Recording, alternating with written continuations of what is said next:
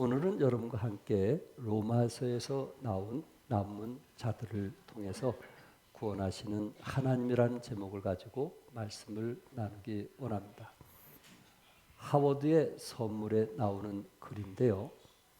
인생은 흘러가는 것이 아니라 채우고 또 비우는 과정의 연속이다.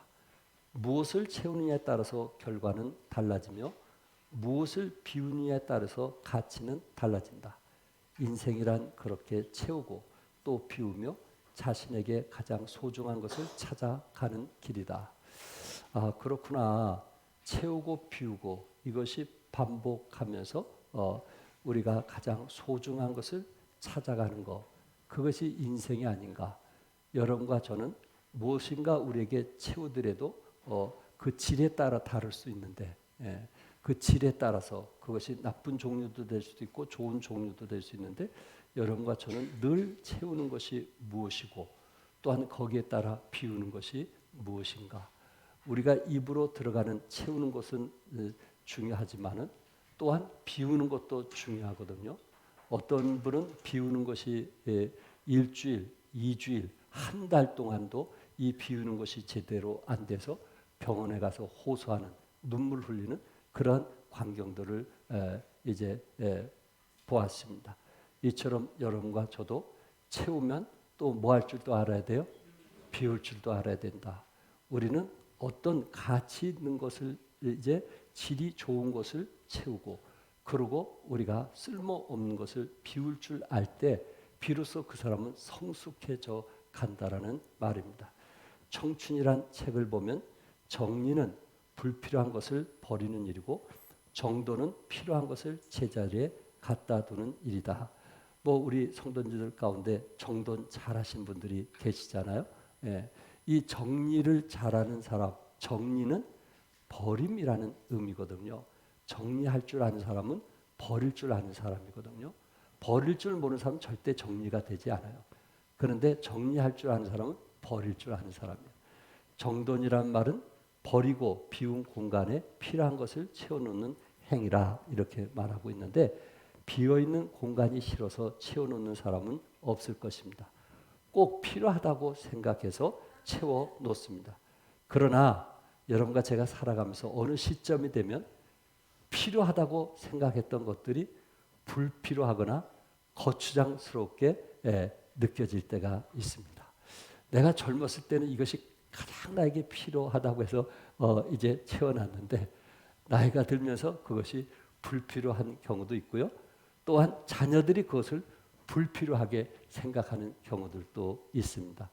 그렇구나. 여러분과 제가 살아가면서 이 정리는 불필요한 것을 버리는 일이고 정도는 필요한 것을 제자리에 갖다 두는 것인데 정리와 정돈을 잘해야 되겠다. 이런 분야에 대해서 뛰어난 사람 있죠. 정리와 정돈을 잘하는 사람이 있습니다. 어쨌든 여러분과 제가 그리스도 안에 살면서 채우고 비우는 일을 얼마나 잘하고 있는가. 특별히 영적인 일에 있어서 채우고 비우는 일을 얼마나 우리는 잘하고 있는가. 채울 줄은 아는데 비울 줄을 모른다면은 그 사람은 영적으로 성숙했다 이렇게 말할 수는 없을 것입니다. 때로 자기를 비우고 하나님을 채우는 사람, 미움을 비우고 사랑을 채우는 사람, 욕심을 비우고 자족을 채우는 사람, 원망을 비우고 감사를 채우는 사람, 뭔가 비워야 채울 줄 알기 때문에 비우지는 않고 채우려고만 하면 이 사람은 미성숙한 사람일 것입니다. 성경에서는요. 로마서 8장 5절과 6절에 육신을 따른 자는 육신의 일을 영을 따른 자는 영의 일을 생각하나니 육신의 생각은 사망요 영의 생각은 생명과 뭐라 했어요? 평안이니라. 여러분과 제가 무엇을 채우느냐에 따라서 그것이 사망이 될 수도 있고 또한 그것이 생명과 평안으로 이끌어갈 수도 있더라 하는 것입니다. 무엇을 채우십니까? 여러분 마음에 무엇을 지금 계속 채우고 있습니까? 그 채운 것이 우리에게 불평과 원망이 돼서는 안 될 것입니다. 채우고 비우는 것, 내려놓을 줄 아는 것. 그럴 때 우리는 성숙한 그리스도의 삶을 살 수 있기 때문에 그렇습니다. 특별히 여러분과 제가 하나님으로부터 남은 자의 삶을 살기를 원한다면, 이 은혜 시대에 남은 자로서 경고에 서기를 원한다면 우리는 영적인 채움과 비움을 잘 할 때에 비로소 하나님으로부터 남은 자로서 쓰임받게 될 것입니다. 오늘 이 시간에는 여러분과 같이 로마서 11장을 통해서 몇 가지 말씀을 나누기 원하는데, 첫째, 하나님의 사랑은 끝까지 뭐하지 않는다 그랬어요? 버리지 않는다는 거예요. 하나님의 사랑은 끝까지 뭐하지 않는다? 버리지 않는다. 1절에서 2절 상반절 같이 한번 읽겠어요. 시작. 그러므로 내가 말하노니 하나님이 자기 백성을 버리셨느냐? 그럴 수 없느니라. 나도 이스라엘이요 아브라함의 씨에서 난 자요 베냐민 지파라. 하나님이 그 미리 아신 자기 백성을 버리지 아니하셨나니. 여러분들이 이미 아시는 대로 참 이스라엘 나라나 또 남쪽의 유다나 아수르에 의해서 또 바벨론에 의해서 멸망당한 것을 기억하실 거고, 또한 그 하나님의 이 성벽 안에 있는 성전마저도 파괴되는 그러한 것들을 우리는 기억하고 있습니다. 결국 이스라엘 백성들이 하나님을 떠날 때 하나님은 이웃의 적군을 통해서 그렇게 무너뜨리고 깨뜨려서 그들이 돌아오기를 원하고 있습니다. 그렇다 해서 하나님이 이스라엘 백성을 버렸겠느냐? 사도 바울은 그렇지 않다는 것을 지금 말씀하고 있습니다. 예루살렘이 무너졌다고 해서 하나님께서 이스라엘 백성을 버렸겠느냐? 물론 유대인들이 예수님을 십자가에 못 박히기도 하고, 또한 이제 창으로 허리를 이제 찌르기도 하고, 또한 양손과 양발에 못을 박히셔서 온 피를 쏟으신 그 일을 유대인들이나 대제사장이나 서기관이나 사두개인들이 앞서서 그 일을 했을지라도 지금 사도 바울은 그렇다고 해서 하나님께서 이스라엘 백성을 버렸겠느냐? 그럴 수는 없다는 거예요. 그것을 오늘 로마서의 본문에서 우리에게 말씀해 주고 있습니다. 사도 바울은요, 유대인들을 위해서 로마서 9장 3절에 나의 형제 곧 골육의 친척을 위하여 내 자신이 저주를 받아 그리스도에게 끊어질지라도 원하는 바로다. 내가 주님께 끊어질지라도 나의 형제 골육의 친척들이 그리스도 안에서 참 믿음을 갖기를 원했고 하나님의 자녀가 되기를 원했다라는 말입니다. 또한 로마서 10장 1절에 형제들아 내 마음에 원하는 바와 하나님께 구하는 바는 이스라엘 이함이니 곧 그들로 구원을 받게 함이라. 그러니까 사도 바울의 마음에는 물론 그가 이방인들에게, 로마나 이방인들에게 복음을 증거하게 되었고 또한 서바나까지 복음을 증거하는 그런 비전과 꿈이 있었지만은 그 바울 깊은 마음속에는 누가 예수 믿고 구원받기를 원했냐면은 자기 민족인 유대인들이 예수 믿고 구원받기를 원했다는 거예요. 여러분, 우리 대한민국의 우리 선교사님들이 21분이 세계로 흩어져서 지금도 선교 사역하고 있는데, 그분들이 세계로 흩어져 있다고 해서 자기 가족들이 구원받기 원치를 않을까요? 그곳에서 잃어버린 영혼들이 계속 더해지고 구원받고 역사가 일어날 수 있을수록 그의 마음속에는 누가 더 생각이 날까요? 자기 가족들, 친척들이 더욱더 생각이 나는 거예요. 이렇게 예수 믿고 이렇게 변화가 일어나는데, 이런 놀라운 축복들이 이루어지는데 우리 형제들은, 우리 혈육들은 지금 어떠할까 하면서 형제들에 의한 더 많은 기도를 하게 된다라는 말입니다.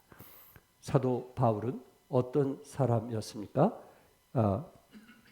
바울은 예수 믿기 전 사울이었는데, 그는 이 교회 사가들에 의하면은 BC 1년경에 길르기아 타소에서 태어났습니다. 그리고 11살 때 예루살렘에 유학 와서 13살부터 유명한 가말리엘 선생 밑에서 학문과 율법을 배운 사람입니다. 그리고 다메섹에서 다시 올라간 때는 AD 34년경입니다.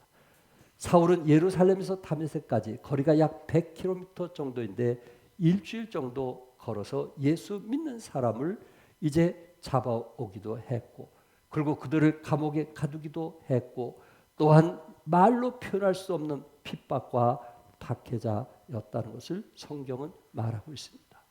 사도 바울이 예수 믿고 난 후에 스스로 고백하기를 디모데전서 1장 15절에 나는 죄인 중에 내가 뭐라 했어요? 괴수라. 스스로 자기는 괴물이란 말이에요. 아무것도 자랑할 수 없는 죄인 중에 괴물이다. 예수 믿고 나니까 자기의 과거의 모습이 어떠하다 하는 것을 말하고 있어요.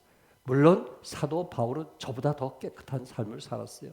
사도 바울은 저처럼 방탕한 삶을 산 사람이 아니에요. 사도 바울은 저처럼 욕을 많이 하면서 살았던 사람도 아니에요. 예. 나보다 더 거룩하고 깨끗하게 살았음에도 불구하고 그가 예수님을 발견하고 예수를 알아가니까 자기의 그 과거의 모습이 죄인 중에 내가 괴수라 이렇게 말하고 있는 거예요. 대단한 믿음 아닙니까? 그러면서 1장 16절에 그러나 내가 국류를 입은 까닭은 바울이 됐던 그 국류를 입은 까닭은 예수 그리스도께서 내게 먼저 일체 오래 참으심을 보이사. 바울이 그렇게 예수 믿는 사람을 핍박하고 죽이려고 쫓아다니고 스데반이 죽는 모습을 뒤에서 보았던 그러면서 웃음만 지었던 그가 예수님을 발견한 후에 하나님께서 나 같은 사람을 위해서 이렇게 오래 참으심을 보이사 후에 주를 믿어 영생 얻는 자들에게 본이 되게 하려 하심이라. 나 같은 죄인도 하나님께서 오래 참으셔서 구원받게 하였던 것처럼 다른 사람들도 어떤 죄를 졌든지 오래 참고 기다리면서 돌아오기를 원하고 있다 하는 것을 사도 바울은 말하고 있습니다. 또한 그가 예수 믿기 전에 사도행전 7장 58절에 성 밖으로 내치고 예수 믿는 사람을 성 밖으로 내치고 돌로 칠세 증인들이 옷을 벗어 사울이라 하는 청년의 발 앞에 두니라. 이렇게 예수 믿는 사람들을 때리고 그리고 핍박하고 그를 끌어다가 누구 앞에 두었어요? 누구 앞에? 사울이라는 청년 발 앞에 둘 정도로 사울은 예수 믿는 자들을 어떻게 하든지 죽이려고 했고 그리고 그 씨를 말리려고 했던 사람이 사도 바울 아니었습니까? 그 사울이 예수님을 만나게 된 것입니다. 다시 말해서 제자들이 예수님은 살아나셨다 부활하셨다라는 말씀이 허황되고 꾸며낸 것이라고 그것을 이제 보여주기 위해서 그렇게 예수 믿는 사람들을 죽이려고 쫓아냈던 그가 사도행전 9장 3절에 호련히 하늘로부터 빛이 그를 둘러 비추는데 거기에서 당신은 뉘시오니까 라는 고백을 하게 됩니다. 예수님은 나는 네가 핍박하는 예수다 라고 말했을 때 그 자리에서 회개하고 예수님을 개인의 구세주로 영접하게 되는 것입니다.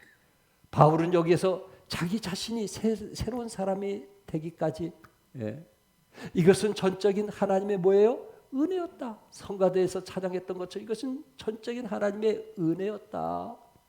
자신이 얼마나 악하고 몹쓸 죄인이었는가.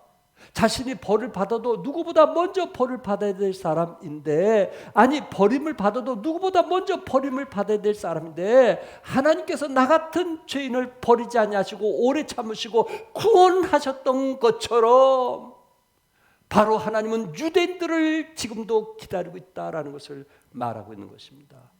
1절에 나도 이스라엘이요 아브라함의 씨에서 난 자요 베냐민 지파라. 너희들이 말하고 있는 너희들이 주장하고 있는 아브라함의 씨 베냐민 지파 나도 그런 사람이다. 그런데 나 같은 사람도 우리 주님이 오래 참으셔서 하나님의 자녀가 되게 했던 것처럼 하나님은 이스라엘 백성들을 결코 뭐하지 아니하신다? 버리지 아니하신다. 그 말을 하게 한 거예요. 비록 우리 가정이 우리 자녀가 말씀에서 떠나서 생활할지라도 하나님은 결코 버리지 아니하신다. 나를 버리지 않은 것처럼 나에 대해서 인내하신 것처럼 우리 하나님은 뭐하지 아니하신다고요? 버리지 아니하신다라는 것을 말씀하고 있습니다. 시편 94편 14절에 여호와께서는 자기 백성을 뭐하지 아니하시며 버리지 아니하시며 자기의 소유를 외면하지 아니하시로다. 아멘. 하나님께서는 여러분의 가정을 어떤 일이 있어도 버리지 아니하시며 하나님의 소유를 외면하지 아니하심을 믿으시기 바랍니다. 하나님이 나 같은 사람도 구원해 주시고 나 같은 사람도 하나님의 자녀가 되게 해 주시고 나 같은 사람도 늦도록 기다려서 이렇게 놀라운 변화가 일어나게 했는데 하물며 우리 자녀들, 하물며 나의 골육들, 이들이 하나님이 지금도 기다리고 있다라는 것을 말씀하고 있습니다. 세상에서는 희망 고문이라는 말이 있습니다. 되지도 않는 일에 대해서 헛되게 계속해서 희망을 갖게 하는 것을 말합니다. 차라리 일찍이 현실을 알고 포기하게 하는 것이 낫지 않겠느냐는 것입니다. 그러나 우리 하나님은 우리에게 결코 희망 고문하는 분이 아니시라는 말입니다. 세상에서는 희망이 고문이 될 수도 있지만 우리 하나님을 향한 희망, 소망은 결코 헛되지 아니라고 믿습니다.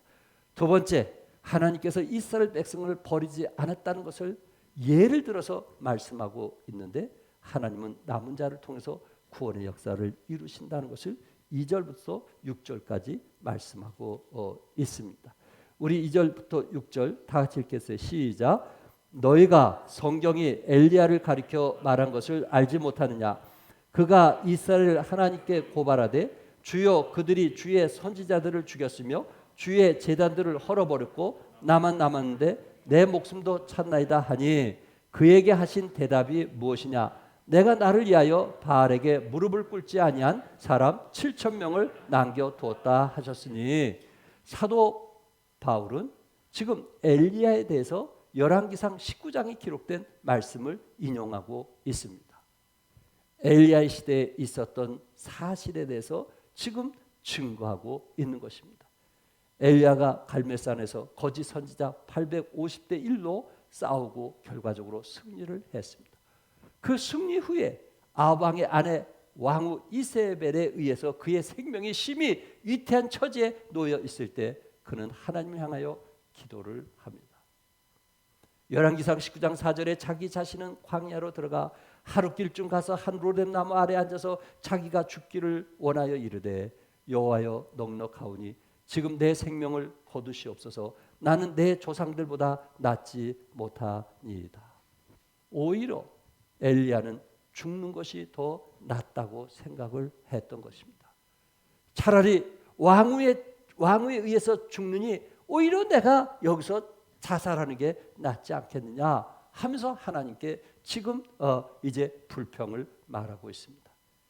이때 엘리야의 그 한탄은 자기의 그 목숨이 잃을까 두려워하고 있는 엘리야에게 하나님께서 뭐라 했어요?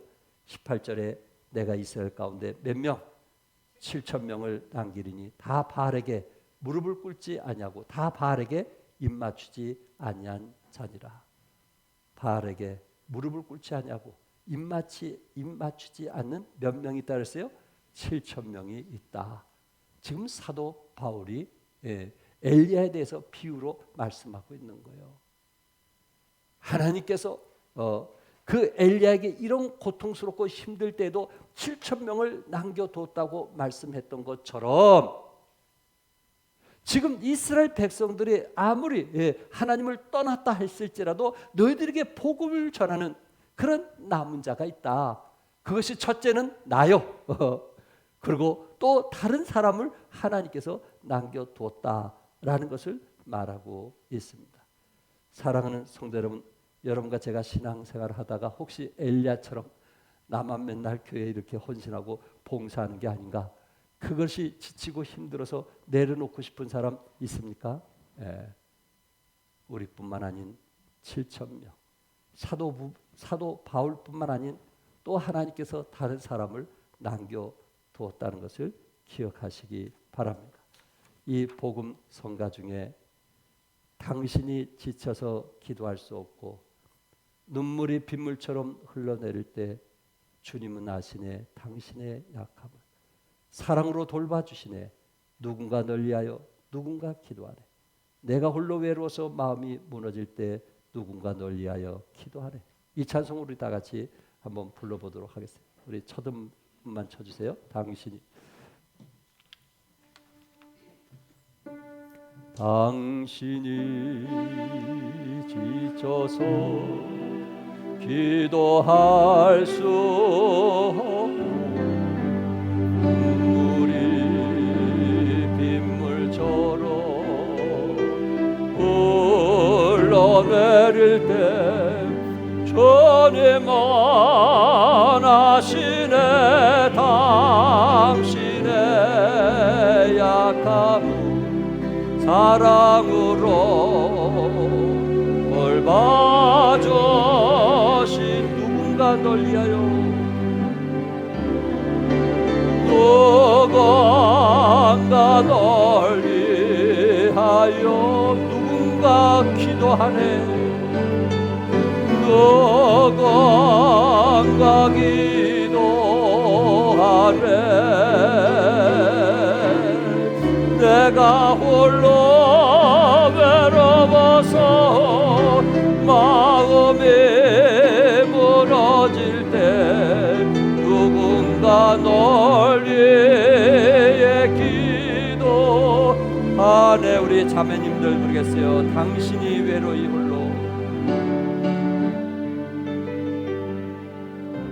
홀로 남았을 때 당신은 누구에게 위로를 얻나? 주님은 아시네.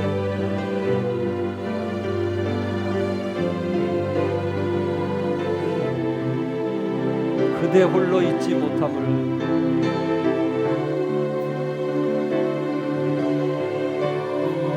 우리 다 같이 조용히 그대의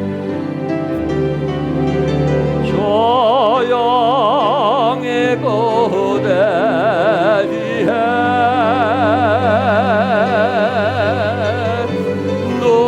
누군가 기도하네.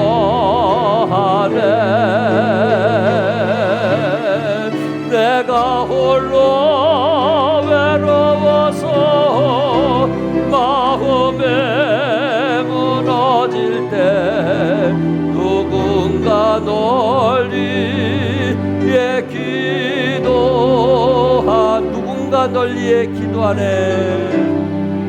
누군가 널 위해 기도하네.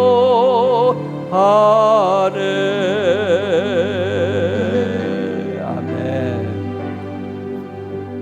내가 홀로 마음이 무너질 때 누군가 널 위해 뭐하네요?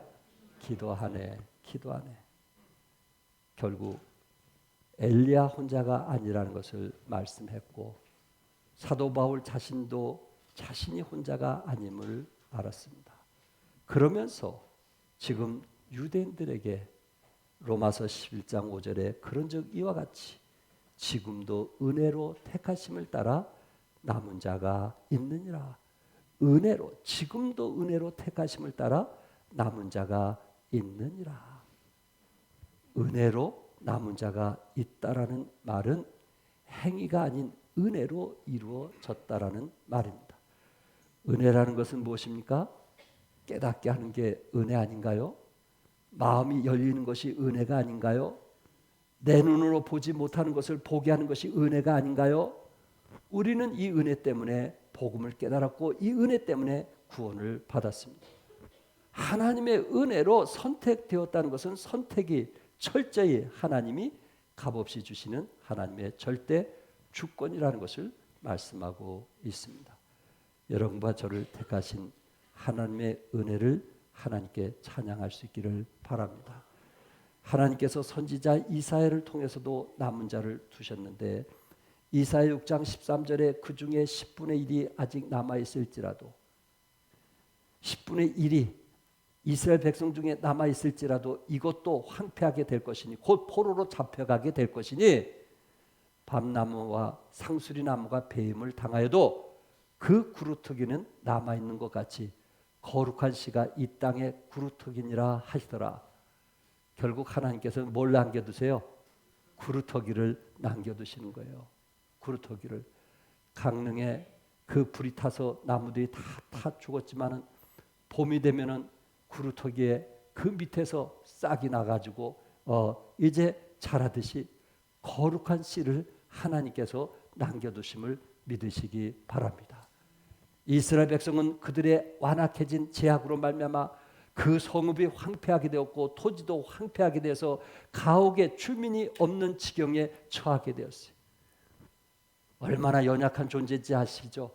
그들이 할 수 있는 일은 아무것도 할 수 없는 것 아시죠?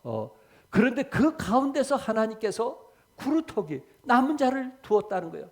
다시 말해서 자기 힘으로 아무것도 할 수 없는 구루토기를 하나님께서 남겨두셔서 거룩한 씨를 남겨두셔서 그들을 통해서 하나님께서 다시 이스라엘 백성을 세우겠다는 약속의 말씀인 것입니다. 우리가 볼 때는 연약하게 보인 거예요. 우리가 볼 때는 불가능하게 보인 거예요. 우리가 볼 때는 가능성이 없는 거예요. 그런데 하나님은 남은 자를 통해서 일하신 것을 믿으시기 바랍니다. 하나님께서 은혜로 택하여 남겨두신 남은 자의 특징이 뭐예요? 소수입니다. 남은 자의 특징이 뭐예요? 구루토기처럼 남의 눈에 드러나지 않습니다. 그럼에도 불구하고 하나님은 저들을 버리지 않냐고 이들을 통해서 싹을 내고 가지를 뻗으며 열매를 맺게 하심을 믿으시기 바랍니다. 이제도 은혜로 택하심을 따라 남은 자가 있느니라 라는 것을 두 가지로 말씀을 드린다면, 첫째는 하나님께서는 이스라엘에게도 택하심을 따라 남은 자를 두셨다는 거예요. 이스라엘 다 불순종하는 것 같고 다 복음을 거역하는 것처럼 보이지만 은혜로 하나님의 그 선택받은 사람이 남아 있다는 것을 말씀하고 있어요. 다 무너지는 것 같은데, 안 될 것 같은데 그것에 하나님의 뭐가 있어요? 은혜가 있는 거예요. 은혜를 통해서 하나님께서 남겨둔 자를 허락하시는 거예요. 이보다 더한 축복이 어디 있겠어요? 두 번째는 모든 사람에게 차별 없이 주시는 구원의 은총을 말합니다. 하나님의 은혜에는요, 인종이나 지식이나 학식이나 빈부나 사회적 신분의 차별이 없음을 우리는 믿습니다. 다만 예수 그리스도를 개인의 구세주로 믿느냐 믿지 않느냐에 따라서 그 사람이 은혜를 받을 수도 있고 받지 않을 수도 있다라는 말입니다. 그런데 그 남은 자를 통해서 하나님이 일하시는 거 믿으시면 아멘 하세요. 남은 자를 통해서 하나님 뭐 하신다? 일하신다. 우리가 보기에는 소수고 우리가 보기에는 우리 눈에 차지 않지만 하나님은 그 소수를 통해서 하나님 비전과 꿈을 가지고 일하게 하시는 거예요. 일은 한 사람이 시작하는 거예요. 믿으면 아멘 하세요. 일은 몇 사람이 시작하는 거예요? 한 사람이 시작하는 거예요. 직장에서도요, 일은 한 사람이 시작하는 거예요. 복음 전하는 그 한 사람이 시작되는 거예요. 많은 무리가 시작하는 게 아니에요. 여러분 지금 한 사람 한 사람을 통해서 하나님은 일하기를 원하시는 거예요. 중국의 공산주의자가 1949년에 정권을 잡으면서 기독교 말살 정책을 피게 되었습니다. 그 당시 기독교인이 60만 명이었다고 했는데 이 그리스도인들을 모조리 잡아 죽이고 그리고 감옥에 가두기도 했고 그리고 집을 불살리기도 했고 자식까지 죽이는 그런 엄청난 핍박을 하게 되었습니다. 또한 이 모태똥의 문화혁명 이후 중국 공산주의는 농촌까지 찾아다니면서 기독교인들을 몽땅 감옥에 투옥시켰던 것입니다. 서방 국가들은 중국의 문화혁명 이후에 중국 교회가 완전히 사라졌을 것이다 이렇게 보고 있었습니다. 이제는 기독교는 씨가 말랐을 것이다 이렇게들 말하고 있었습니다. 그런데 소수의 그리스도인 하나님께서 남겨둔 구루터기를 통해서 복음이 전해지게 되었고 어느 날 선교사님들의 말을 인용하면은 중국에는 1억이 넘는 크리스찬들이 주일마다 각자의 토굴이나 또한 조용한 곳에서 예배를 드리고 있다고 말하고 있습니다. 하나님께서는 구루터기를 남겨두시는 거예요. 아멘, 아멘. 구루터기를 남겨두신 거예요. 종안교회도 누구를 남겨두었어요? 하나님께서 구루터기를 남겨두었어요. 7절에 중요한 부분이니까 한번 다시 같이 읽겠어요. 다시 시작. 그런즉 어떠하냐 이스라엘이 구하는 것을 얻지 못하고 오직 택하심을 입은 자가 얻었고 그 남은 자들은 우둔하여 섰느니라. 여기 보세요. 이스라엘이 구하는 그것은 얻지 못하고 오히려 이스라엘 사람들이 원하는 것은 얻지 못하고 오직 택하심을 입은 자가 얻었고 하나님께서 택한 자가 하나님이 끝까지 견고하게 세우고 있는 거예요. 은혜로 택하심을 받지 못한 사람은 마음이 우둔했다 그랬어요. 개역 한글에서는 완악했다 그랬어요. 이 단어는 포로호라는 단어인데 그 말은 굳은 살이 생겼다는 거예요. 여러분 손과 발에 굳은 살이 베끼면요 바늘로 찔러도요 감각이 없어요. 이런 사람을 우둔한 자라, 완악한 자라 이렇게 말하고 있어요. 이런 사람은요 하나님의 말씀을 들어도 그게 은혜가 될까요? 천만에. 은혜를 은혜로 여기질 모르는 사람이에요. 찬양에도 감동이 없는 사람이에요. 마음이 강팍해져 있는 사람은요 어떤 메시지를 누가 와서 전해도요 그것이 삶의 변화가 일어나지 않습니다.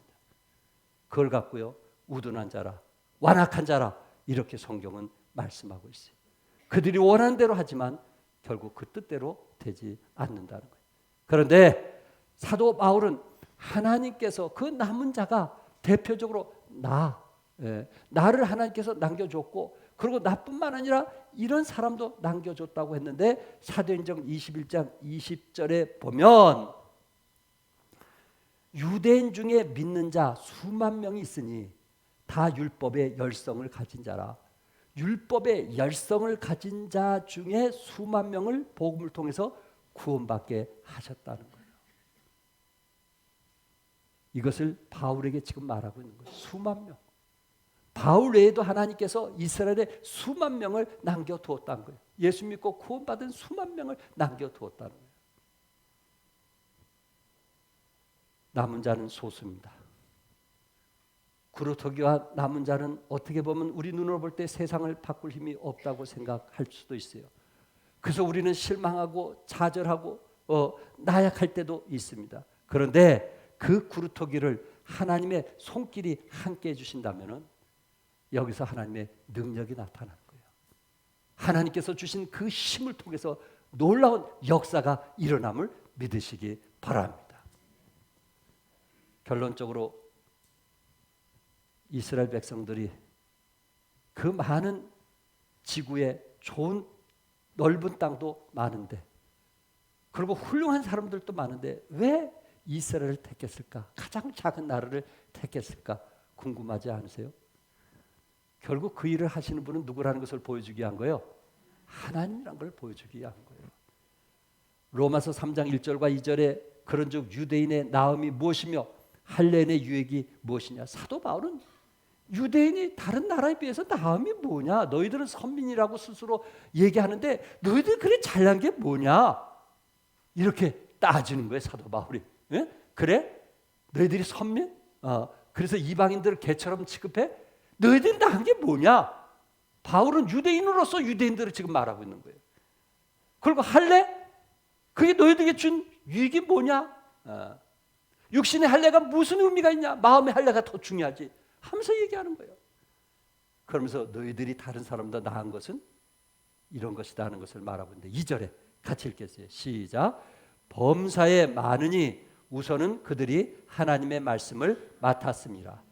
범사에 많은 것 중에 하나가 뭐예요? 하나님의 말씀을 뭐예요? 맡은 거예요.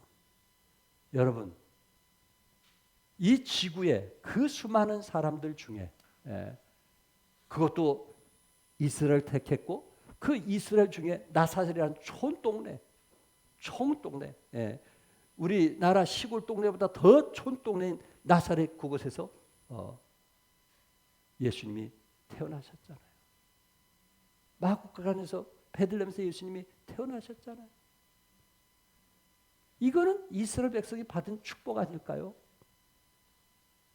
그들을 통해서 메시아가 오셨잖아요. 구원자가 오셨잖아요. 이보다 더한 축복이 어디 있겠어요? 그런데 가장 중요한 것은 무엇이냐면은 유대인들에게 뭘 맡은 거예요? 하나님의 말씀을 맡은 거예요. 이것을 이웃에게 전하라고, 이 복음을 이웃에게 전하라고, 예수님의 그 고난과 죽으심과 부활을 이웃에게 전하라고 유대인들에게 하나님의 말씀을 주신 거예요. 그 일을 하라는 거예요. 그 일을 위해서 하나님께서 남은 자를 주셨어요. 그것이 바울 나라는 거예요. 나에게 이 일을 맡겼고, 그리고 또한 수만 명을 예수 믿고 구원받게 해서 그들을 통해서 복음을 전하게 했다는 것을 바울은 말하고, 종합교회가 세워진 이유가 뭘까요? 여러분과 저에게는 하나님의 말씀을 맡긴 거예요. 이 복음을 우리는 이웃들에게 뭐 하라는 거예요? 전하라는 거예요. 찬양들의 그 찬양을 통해서 우리의 그 낙심됐던 마음, 실망했던 마음을 찬양을 통해서 위로받고, 그리고 우리 마음의 상처가 치유가 되고 회복이 되어서 건강한 그리스도인이 되어서 우리가 나가서 복음을 전하라고. 전하라고. 종합교회 복음을 증가하는 것이 목표가 아니라면 교회가 세워진 의미가 없는 거예요.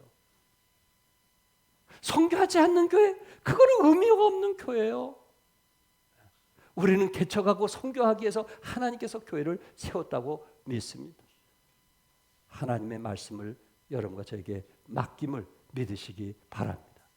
유대인들이 그 사명을 맡았는데 그 일을 못하니까 하나님께서 바울을 부르셨고, 그 일을 못하니까 하나님께서 잃어버린 영혼들을 복음을 통해서 구원받게 해서 하나님께서 흩으셔서 땅끝까지 복음을 전하게 했던 것입니다. 바울은 어떤 사람이었어요? 빌립보서 3장 8절에서 9절에 또한 모든 것을 해로 여김은 내 주 그리스도 예수를 아는 지식이 가장 고상하기 때문이라. 내가 그를 위하여 모든 것을 잃어버리고 배설물로 여김은 그리스도를 얻고 그 안에서 발견되려 함이라. 사도 바울은 채울 줄을 알았고, 사도 바울은 또 뭐 할 줄 알았어요? 비울 줄을 알았어요. 아멘. 그래서 남은 자가 된 거예요. 채울 줄 알고 비울 줄 아는 사람. 채우는 것은 아는데 비우는 것을 모르는다면 남은 자로 하나님께서 쓰일 수가 있겠느냐 하는 것입니다. 사랑하는 성도 여러분, 엘리야 시대에 바알에게 무릎 꿇지 않은 몇 명을 두었어요? 7,000명을 두었어요. 노아 시대에 세상을 물로 심판한 후에 몇 명을 남겨뒀어요? 8명. 소돔과 고모라 성을 불바다로 심판하신 후에 몇 명 남겼어요? 세상 것에 채우려고 했던 롯의 아내는 뭐가 됐어요? 소금 기둥이 되었어요. 결국 롯과 두 딸은 결국은 억지로 천사에 의해서 그곳에서 소돔과 고모라 성에 나오게 된 거예요. 신약 시대에 바울을 남겨두었고, 또한 바울 외에 구루터기들을 남겨두었던 것처럼 종안교회 여러분과 저를 남겨두심을 감사하면서, 이것은 전적인 누구의 은혜다? 하나님의 은혜라는 것을 기억하면서 감사함으로 사명을 감당하는 여러분과 제가 되기를 주님의 이름으로 축복합니다. 기도하겠습니다.